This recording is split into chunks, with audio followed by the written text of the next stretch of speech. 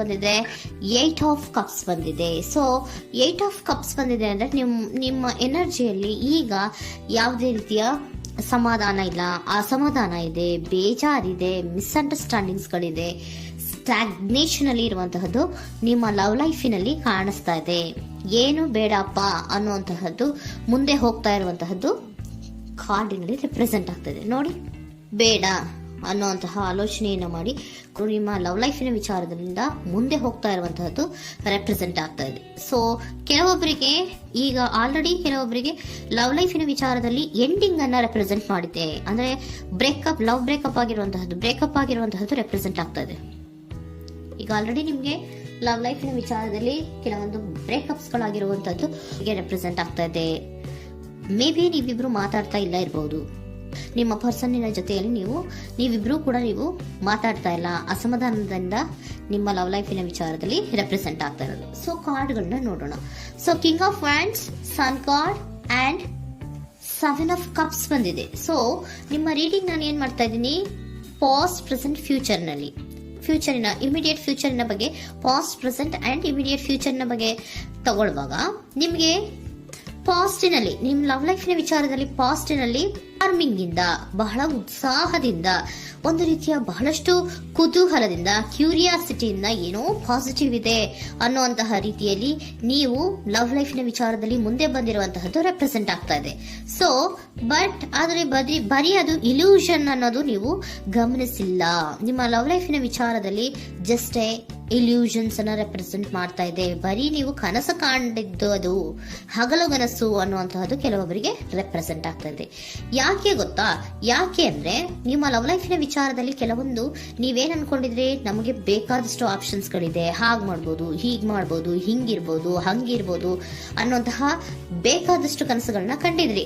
ಅದೆಲ್ಲ ಕೂಡ ಜಸ್ಟ್ ಹಗಲುಗನಸು. ಓಕೆನಾ?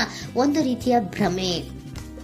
ಬಹಳಷ್ಟು ಧೈರ್ಯದಿಂದ ನೀವು ಪಾಸಿಟಿವ್ ಚೇಂಜಸ್ ಗಳಿದೆ ಅನ್ನುವಂತಹ ಆಲೋಚನೆಯನ್ನ ಮಾಡಿ ನೀವು ಫಿನಲ್ಲಿ ಮುಂದೆ ಹೋಗಿರುವಂತಹದ್ದು ರೆಪ್ರೆಸೆಂಟ್ ಆಗ್ತಾ ಇದೆ. ಸೊ ಕೆಲವೊಂದು ರೀತಿಯ ಆಪ್ಷನ್ಸ್ ಗಳನ್ನ ನಿಮ್ಮಲ್ಲಿ ಇಟ್ಕೊಂಡು, ಆಸೆಗಳನ್ನ ಇಟ್ಕೊಂಡು ನೀವು ಲವ್ ಲೈಫಿನಲ್ಲಿ ನಿಯರ್ ಪಾಸ್ಟಿನಲ್ಲಿ ನೀವು ಮುಂದೆ ಹೋಗಿರುವಂತಹದ್ದು ರೆಪ್ರೆಸೆಂಟ್ ಆಗ್ತದೆ. ಆದ್ರೆ ಅಟ್ ಪ್ರೆಸೆಂಟಿನಲ್ಲಿ ನಿಮಗೆ ಬಂದಿರುವಂತಹದ್ದು ಯಾವುದು?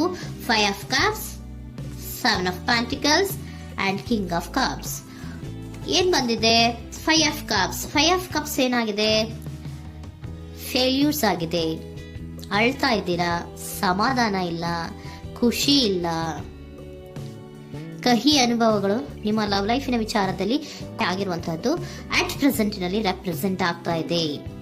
ಯಾಕೋ ನಿಮ್ಮ ಲವ್ ಲೈಫಿನ ವಿಚಾರದಲ್ಲಿ ತುಂಬಾ ಬೇಜಾರುಗಳನ್ನ ನಿಮಗೆ ರೆಪ್ರೆಸೆಂಟ್ ಆಗಿದೆ. ಸೊ ಸೆಕೆಂಡ್ ಕಾರ್ಡ್ ಅಲ್ಲೂ ಕೂಡ 7 ಆಫ್ ಪ್ಯಾಂಟಿಕಲ್ಸ್ ಬಂದಿದೆ. Period of contemplation. ನಿಮ್ಮ ಲವ್ ಲೈಫಿನ ವಿಚಾರದಲ್ಲಿ ನೀವು ಆಲೋಚನೆಯನ್ನ ಮಾಡ್ತಾ ಇರುವಂತದ್ದು ರೆಪ್ರೆಸೆಂಟ್ ಆಗ್ತಾ ಇದೆ. ಯಾಕಂದ್ರೆ ನಿಮ್ಮ ಲವ್ ಲೈಫಿನ ವಿಚಾರದಲ್ಲಿ ಯಾವುದೇ ರೀತಿಯ ಮುಂದುವರಿಕೆಗಳಿಲ್ಲ.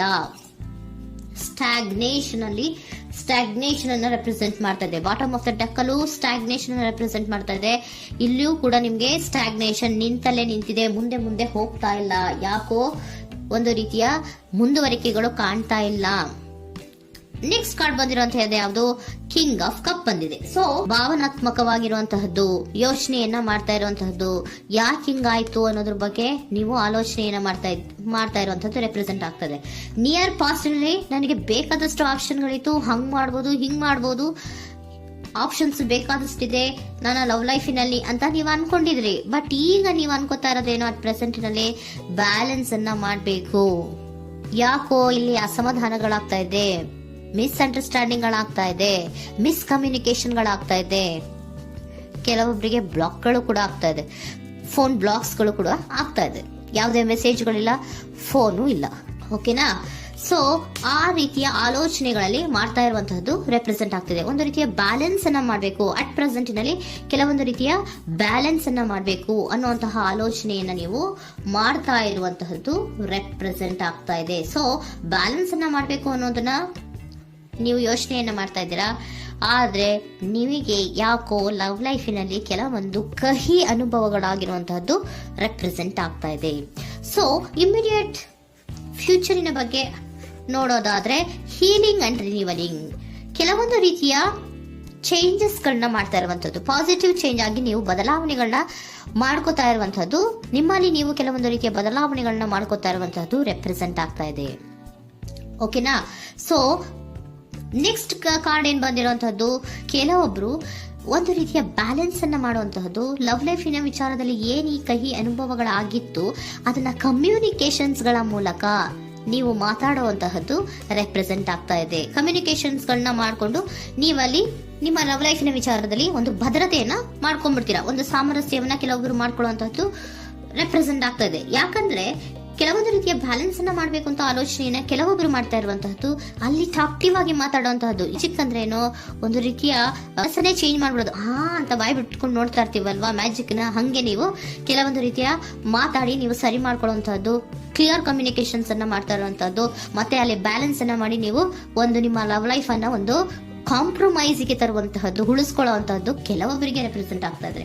ಆದ್ರೆ ಮತ್ತೆ ಕೆಲವೊಬ್ಬರಿಗೆ ಎಂಡಿಂಗ್ ಗಳನ್ನ ರೆಪ್ರೆಸೆಂಟ್ ಮಾಡ್ತಾ ಇದೆ. ಕೆಲವೊಬ್ರು ಉಳಿಸ್ಕೊಂತೀರಾ, ಮತ್ತೆ ಕೆಲವೊಬ್ಬರಿಗೆ ಎಂಡಿಂಗ್ ಅನ್ನ ರೆಪ್ರೆಸೆಂಟ್ ಮಾಡ್ತಾ ಇದೆ. ಕೆಲವು ಪರ್ಸನ್ ಗಳಿಗೆ ಮಾತ್ರ ಎಂಡಿಂಗ್ ಅನ್ನ ರೆಪ್ರೆಸೆಂಟ್ ಮಾಡ್ತಾ ಇರೋದು, ಮತ್ತೆಲ್ಲರಿಗೂ ಕೂಡ ಹೀಲಿಂಗ್ ಅನ್ನ ರಿನ್ಯೂವಲಿಂಗ್ ಮಾಡುವಂತಹದ್ದು, ಬ್ಯಾಲೆನ್ಸ್ ಅನ್ನ ಮಾಡ್ತಾ ಇರುವಂತಹದ್ದು, ಮತ್ತೆ ಕ್ಲಿಯರ್ ಕಮ್ಯುನಿಕೇಶನ್ಸ್ ಅನ್ನ ಮಾಡಿ ನೀವು ಇಮಿಡಿಯೇಟ್ ಫ್ಯೂಚರ್ ನಲ್ಲಿ ಕೆಲವು ಬದಲಾವಣೆಗಳನ್ನ ಮಾಡ್ಕೋತಾ ಇರುವಂತಹದ್ದು ರೆಪ್ರೆಸೆಂಟ್ ಆಗ್ತಾ ಇದೆ. ಸೊ ಏಂಜಲ್ ಗೈಡೆನ್ಸ್ ಏನ್ ಕೊಡ್ತಾ ಇದ್ದಾರೆ ಅಂತ ನೋಡೋಣ. ಕೆಲವೊಬ್ರು ಕಾಂಪ್ರಮೈಸ್ ಮಾಡ್ಕೋತಾ ಇದ್ದೀರಾ. So next, in the near future ಅಂದ್ರೆ ಇನ್ ಸದ್ಯದಲ್ಲೇ ನೀವು ಕೆಲವೊಬ್ರು ಏನ್ ಮಾಡ್ತೀರಾ, ಮಾತಾಡಿ ಕ್ಲಿಯರ್ ಆಗಿ ಮಾತಾಡಿ, ಅಯ್ಯೋ ಬೇಡಪ್ಪ ಇದು ಸರಿ ಹೋಗಲ್ಲ, ನಾವ್ ಹಿಂಗಿದ್ರೆ ಸರಿ ಹೋಗಲ್ಲ ಅಂತ ನೀವು ನೀಟಾಗಿ ಮಾತಾಡಿ ಅವ್ರನ್ನ ಒಂದು ರೀತಿಯ ಕನ್ವಿನ್ಸ್ ಮಾಡ್ತೀರಾ. ಸೊ ಮ್ಯಾಜಿಕ್ ಪರ್ಸನ್ ಮಾಡೋದೇನೋ ಕೆಲವೊಂದು ವಿಚಾರಗಳನ್ನ ಕನ್ವಿನ್ಸ್ ಮಾಡ್ಬಿಡ್ತಾರೆ ನಮ್ನ, ಹಂಗೆ ನೀವು ಕೆಲವೊಂದು ವಿಚಾರಗಳನ್ನ ಕನ್ವಿನ್ಸ್ ಮಾಡಿ ಕಾಂಪ್ರಮೈಸ್ ಅನ್ನ ಮಾಡ್ಕೊಳ್ಳುವಂತಹದ್ದು ರೆಪ್ರೆಸೆಂಟ್ ಆಗ್ತಾ ಇದೆ ಇನ್ ದ ನಿಯರ್ ಫ್ಯೂಚರ್ ಅಲ್ಲಿ. ಜಾಸ್ತಿ ದಿನ ಏನು ಇಲ್ಲ, ನೀವೇನ್ ಜಾಸ್ತಿ ದಿನ ಕಾಯುವಂತ ಅವಶ್ಯಕತೆ ಇಲ್ಲ. ಕೆಲವೊಬ್ಬರಿಗೆ ಕಾಂಪ್ರಮೈಸ್ಗಳು ಇದೆ, ಕೆಲವೊಬ್ಬರಿಗೆ ಮಾತ್ರ ಲೆಟ್ ಗೋ, ಕೆಲವೊಂದು ವಿಚಾರಗಳನ್ನ ಬಿಟ್ಟು ಬಿಡಬೇಕಾಗುತ್ತೆ. ಕೆಲವೊಂದು ಎಂಡಿಂಗ್ ಗಳನ್ನ ಮಾಡಿದ್ರೆ ನೀವು ಕಾಂಪ್ರಮೈಸ್ ಆಗ್ತಾರಾ ನೋಡಿ, ಆಗ್ಲಿಲ್ಲ ಅಂದ್ರೆ ಮುಂದೆ ನೀವು ಹೋಗ್ಬೇಕಾಗತ್ತೆ. ಯಾಕಂದ್ರೆ ಕೆಲವೊಂದು ರೀತಿಯ ಸ್ಟಾಗ್ನೇಷನ್ ಅಲ್ಲಿ ಇರೋದ್ರಿಂದ, ನಿಮಗೆ ಬಾಟಮ್ ಆಫ್ ದ ಡೆಕ್ ಕೆಲವೊಬ್ಬರಿಗೆ ಸ್ಟಾಗ್ನೇಷನ್ ಅಲ್ಲಿ ಇರೋದ್ರಿಂದ, ಸೊ ಸಾಧ್ಯತೆ ಮಟ್ಟಿಗೆ ನೀವು ಮುಂದೆ ಹೋಗ್ಲೇಬೇಕಾಗತ್ತೆ. ಎಷ್ಟು ದಿನ ಅಂತ ನೀವು ಅಲ್ಲೇ ಇರ್ತೀರಾ, ಸ್ವಲ್ಪ ಮುಂದೆ ಹೋಗಿ ನೆಕ್ಸ್ಟ್ ಮುಂದಿನ ದಿನಗಳಲ್ಲಿ ನಿಮ್ಗೆ ಕಾಂಪ್ರಮೈಸ್ ಆಗುವಂತ ಸಾಧ್ಯತೆಗಳು ಇದೆ. ಪಾಸ್ಟ್ ಅಲ್ಲಿ ನೀವೇನಾದ್ರು ಕೆಲವೊಂದು ಭ್ರಮೆಗಳಲ್ಲಿ, ಕೆಲವೊಂದು ಆಪ್ಷನ್ಸ್ ಗಳಲ್ಲಿ ಏನಿದೆ ಅವರಿಗೆ ತುಂಬಾನೇ ಕಹಿ ಅನುಭವಗಳಾಗಿರುವಂತಹ ಸಾಧ್ಯತೆಗಳು ಇದೆ. ಅದರಿಂದ ಕೆಲವೊಬ್ರು ಹೀಲಿಂಗ್ ಅಂಡ್ ರಿನಿವಲ್ ಆಗಿ ಕೆಲವೊಂದು ರೀತಿಯ ಚೇಂಜಸ್ ಗಳಾಗುವಂತಹದ್ದು, ಅಲ್ಲಿಗೆ ಎಂಡ್ ಅನ್ನ ಮಾಡುವಂತಹದ್ದು ಕೆಲವೊಬ್ಬರಿಗೆ ರೆಪ್ರೆಸೆಂಟ್ ಆದ್ರೆ, ಮತ್ತೆ ಕೆಲವೊಬ್ಬರಿಗೆ ಮಾತಾಡಿ ಕಾಂಪ್ರಮೈಸ್ ಅನ್ನ ಮಾಡ್ಕೊಳ್ಳುವಂತಹದ್ದು ರೆಪ್ರೆಸೆಂಟ್ ಆಗ್ತದೆ.